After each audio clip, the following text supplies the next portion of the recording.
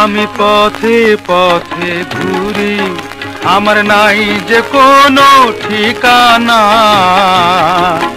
আমার মনের মাঝে বসত কার নিজে জানি না রে, আমি নিজে জানি না।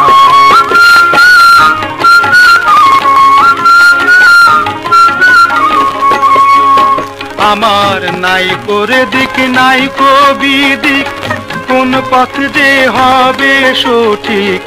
নাই করে দিক নাই কবি দিক, কোন পথ যে হবে সঠিক সেও তো জানি না, সেও তো জানি না।